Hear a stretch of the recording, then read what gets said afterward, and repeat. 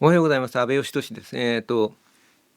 もうその昨日の動画からのその全く同じ構図で同じ服着てるんで、その連続で見てる人は分かると思うけど、続きであります。さっきまでそのエルマー、もう自分の持ってたそのエルマーの 35mm の F3.5 が思ったよりも古いその82年前のレンズだってことが分かってびっくりしているって話をしたんですけど、それ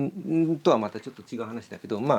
そんなこんなで、自分の手持ちのレンズがいろいろある中で、明日その家族でちょっとお出かけをすることになって、でそのせっかくだからそのカメラ持ってこうということになって、そこでその何のレンズを持ってこうと思って、今悩んでいるところで、そのレンズ選びについてだべりながら自分の中でまだどれにするか決めかねてるんで、なんか自分の中で喋りながら最適解を見つけ出してやろうと思っておりますと。で、基本的には本当はシグマの FPLでそのシグマのそれこそ今つけてる 24mm の F3.5 とか、ここに 28mm の 70mm の F2.8 投資のレンズとかあるんで、その辺りをつけていけばなんだろうな、ちょっとした動画も手ブレ補正ついてないけど動画撮れるし、カメラに写真についてもバッチリだし、それが一番なんだろうな間違いのないところではあると思うんだけど、やはりとりあえずちょっと M11P に慣れたいっていうのもあって、とりあえずこれでなんとか失敗せずに、撮ってやろうと。一応保険として、iPhone もあるし、DJI のポケット3もあるしで、動画はそっちの方に任すとして、ひたすら写真を僕はこれで、基本的には撮ろうと思っていて、そうだな。それこそ今ここにつけてるのは、朝日。これ、朝日ペンタックスでいいのか。昔のレンズの、ちょっとフードのとこがめっちゃ曲がってたりしますけど、だいぶ年代物のレンズで、これは、朝日ペンタックスの、いわゆるスーパータクマーですね。割と、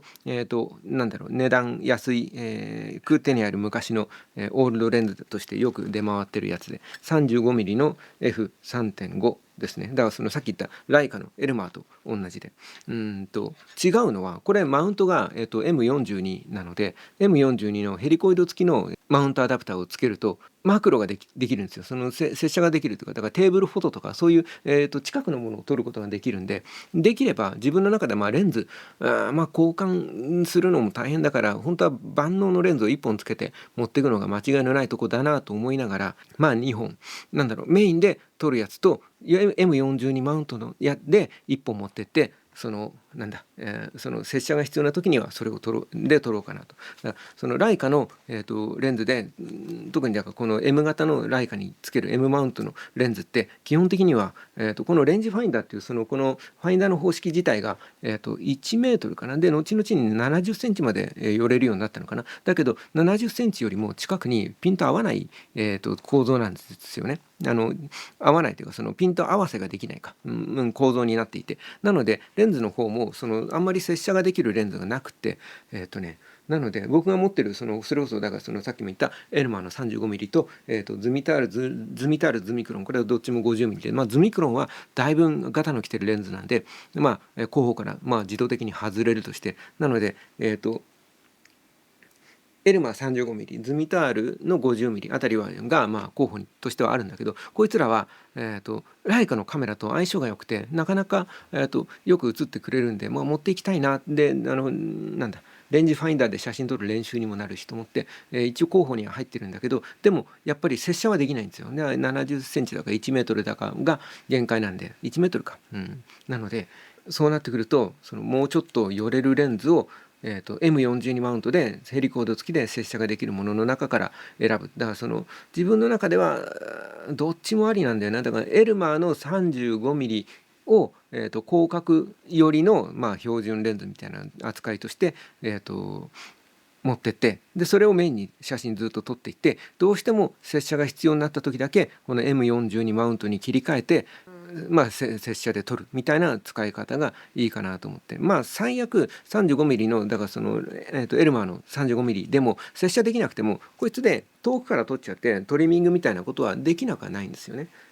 だけどテーブルフォトなんかの場合は引きたくても引けない、椅子に座ってて例えば混雑しててちょっと椅子からこんな風にできないみたいなことってありそうじゃないですか。行楽地なんで、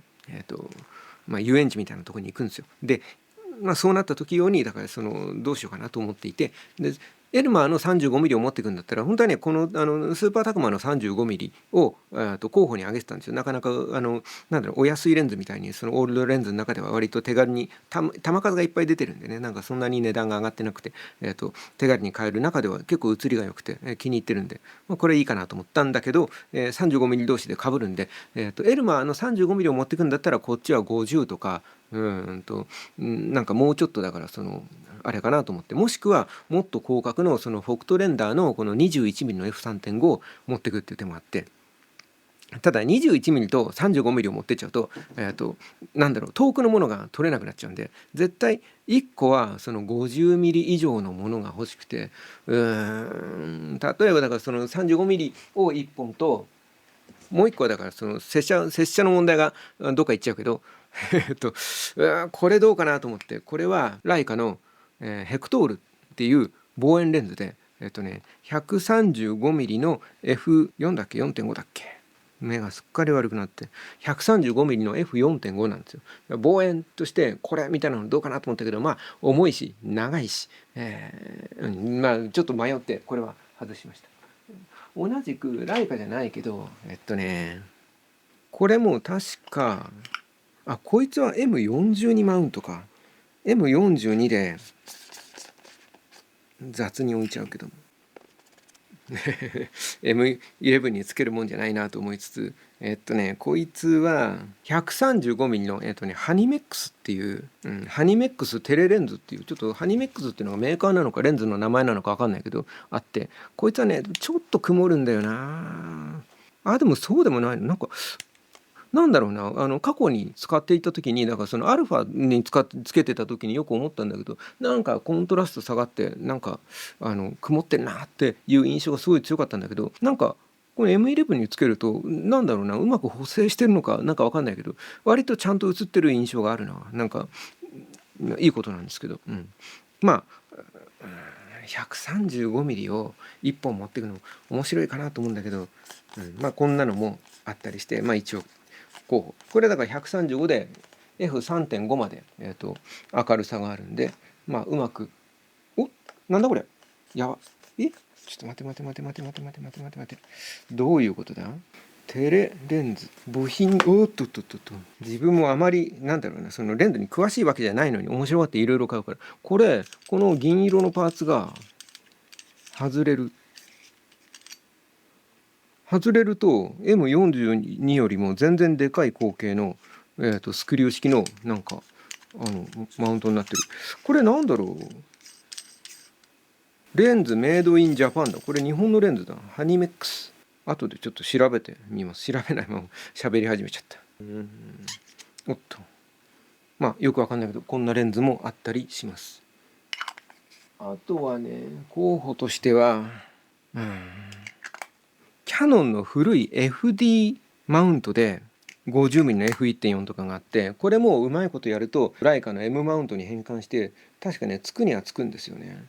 ただそのつくためのマウントアダプターになんかねディフューザーっていうのかな、なんかレンズがついていてマウントアダプターなのにそのレンズが曇るのかな、だいぶなんかね画質が落ちるんですよね、古い FD マウントのやつは。なのでまあちょっとないか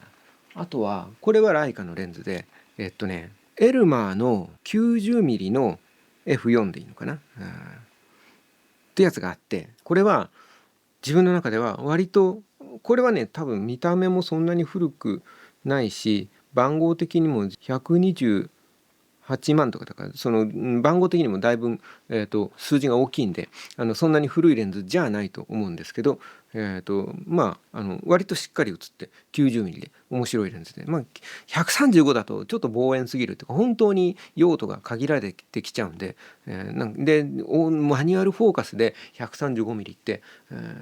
その瞬間的になんか自分は対応できなさそうで、その家族の思い出を残す時にあわあわして失敗するぐらいだったらちょっとそんなに望遠じゃないやつで撮って後でトリミングした方がマシかなと思って、 90mm だとギリギリなんとか、なりそうかなと思って一応一回候補に上がったんだけど、こいつはね振動式じゃないですか。でこれ振動するとここがだいぶ奥に引っ込むんですよ。で確かこの 90mm はこのカメラ本体のセンサーに、ちょっと干渉しちゃうかもしれないんですよね。だからうっかり振動させた時にカメラ本体を傷つけちゃう可能性があって、もうその自己責任で絶対に引っ込めないって言って、この長い状態で取り回すんだったら使えなくはないんだけど、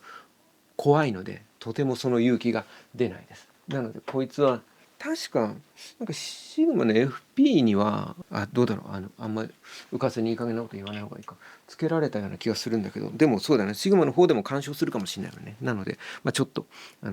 注意が必要なやつなんで、カバンに入れて持ち歩いてる時にうっかりねぐるっと回って引っ込んじゃってガシャってやっちゃったらおしまいですからね。でメインで使う方のレンズを 50mm にするっていう手もあって、だから 50mm のズミタールに、をメインに据えてもう一本何かみたいな、ことはありっちゃありですね。50mm と、例えば広角で 21mm のフォクトレンダーのカラースコパーの 21mm F3.5 かな、の2本みたいなのはコンパクトだし、取り回しもいいしいいかなと思って。ただこの2本にしちゃうと、どっちも M マウントなんで、こっちはスクリューの L39 だけど、それを M に変換して使うんだけど、そうすると接写ができないんですよ。なのでそうだな。で 21mm のフォクトレンダーのカラースコパーと 50mm 付近の M42 の何があったっけな、 50mm のよいしょ、例えばこれだったら、これは、ヤシカっていうところのヤシカのヤシノンの 50mm の F2 っていうレンズで、僕ねこれなんかヤシノンなんか名前がなんか好き、面白いというか可愛らしくて好きで、ヤシノン何本か持ってて、なんか同じ M42 なんだけど形が全然違って、これはね 50mm の F2じゃないですか。50mm の F1.9 っていうなんか頑張っちゃったんでしょうね。なんかそういうレンズもどこに行ったかな、どっかにあって、そのどっちかでもいいんだけど、写り的には自分の持ってる個体ではこの F2 の方が確かにちょっと良かったんで、持ってくとしたらこっちかな。こいつはなんかねここにこのガチャがあって、当時の M42 マウントのなんか構造的なもので、なんかガチャっていって戻ってきちゃうんだけど、何かに使うんでしょうね。なんかこのパーツはなんだかよくわからない。これをやると絞り羽が瞬間的に開いてる絞り羽をよいしょ、このオールドレンズの話を需要あるのか、めちゃくちゃ絞ったあれ今これ F2 だよね。そう多分なんかね電子接点を使ってその絞りをなんか調整する機構と関係があるこのなんかこのレバーなんだと思うんだけど、あれなんかさっき撮ってた時は絞りが動いたんですよ。今はなんか絞りを動かそうと思っても開放から動かない。だからカメラにもしかするとつければ、でもこいつ M42 だけどこのマウントアダプターの方に電子接点ないからな。あれどうなってたんだっけ。間違いない。こうやってちゃんとなんかねカメラを、つければだからネジがちゃんと閉まるとってことなのかな。ちゃんと絞りが動いて、その時にこれをガチャってやるとなんかね絞り羽がねなんか一気に開くんだか一気に閉じるんだかっていう動作ができるんですよ。とりあえず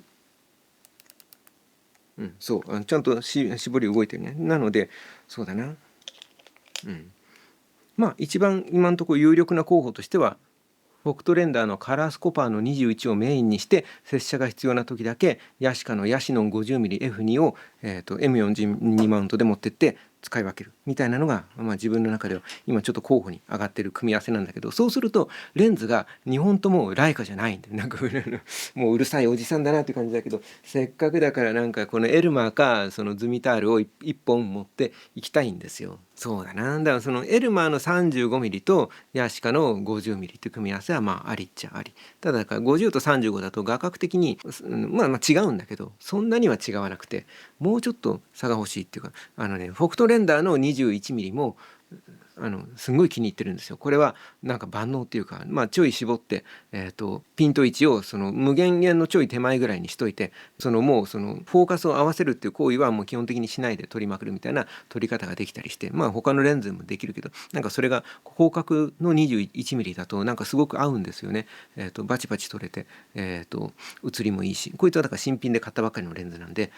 綺麗だし。みたいなことで、まあそうだな、これをでも1本据えるとしたら、もう本当に例えば21ミリと35ミリだと、なんだその広角2本はみたいな話になって、何かきっと遠くにいる、あるものとかを取れなくなるんで、もう自動的にズミタール50との組み合わせってことになりますよね。あ、ズミタールじゃないや、ズミタールにしちゃうと、だから接写できないから、そうだな。あとはで思ったんだけど、で最終的にこれはもう最後の手段っていう感じだけど、マジで今でもこれが今最有力になってきてて、これはキヤノンの EF マウントのシグマの 2880mm のF3.5 の 5.6 だから、いわゆるなんだろうな、その F2.8 同士みたいな、いわゆる大三元みたいな高いレンズじゃなくて、その代わりコンパクトで、まあ使い勝手のいい、レンズで、しかもこいつは、EF マウントを M マウントに変換してライカの M11 につくんですよ。でいろいろちょっと使ってみたんだけど、開放から絞りを動かすことができなくて、電子接点がつかないんで、なので常に開放なんだけど、まあそもそも 3.5 から 5.6 だから、ピントが薄すぎて困るみたいなことはまあないだろうし、行楽地で、まあ家族撮るにはぴったりぐらいの、やつで、写りも決して悪くはないし、悪くはないっていうのは、だから例えば20こっちに持ってる、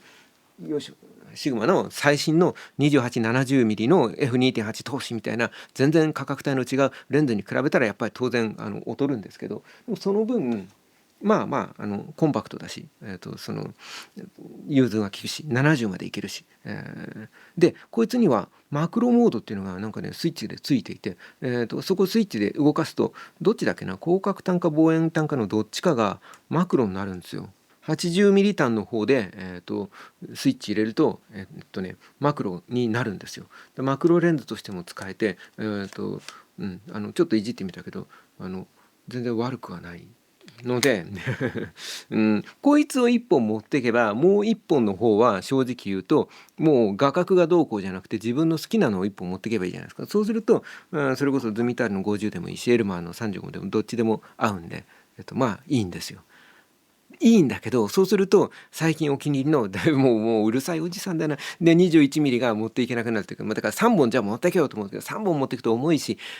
きっとそこまでは使わないと思うんですよ。まあみたいなところでぐるぐるぐるぐると悩んでいて、悩んでるうちにちょこっと探していたら、ジュピター3っていうロシアの古いレンズの、これ何がしかのコピーなのかな。まあジュピターのその 50mm の F1.5 っていう明るいレンズが出てきて、こいつもう見た目が結構ボロボロなんですよ。結構ね傷がいっててバチバチなんですよ。でもレンズにもなんかね尖ったもんでガツッとついちゃったような傷がね3個ぐらい前面についていて、だいぶいかれてるレンズだなと思って、自分の中ではなんだろうな、もうジャンク扱いと思ってたんだけど、写してみたらなんだろう、この傷自体が写りにめちゃくちゃ影響するわけではなくて、結構普通に写るんですよ。で結構写りがいいんですよ。で F1.5 だからすげえいわゆる背景ぼかした描写ができて、でコンパクトだしいいんですよね。でこいつは L39 のスクリューなんで、これを M マウントに変換してつけたらレンジファインダーがちゃんと連動して動くんですよ。だからこれもなんかね、自分の中ではちょっと使いたい楽しいレンズの一つでレンズを持っていきたすぎる人ですよ。いや全然まだあと他にもなんか喋りたいレンズが山ほどあるんだけど、まあそんな感じで悩んでおります。決まんなかったわ。そんなわけでまあ明日ちょっと出かけるまでにちょっと2本で自分で結局3本持っていく可能性もありますけど、自分の中ではそんなにねカメラを中心というよりは家族サービスが、メインなんで、写真もどれだけ撮れるか分かんないし、2本選んで持っていこうと思っております。無限に喋れるわということでした。ありがとうございました。ではね。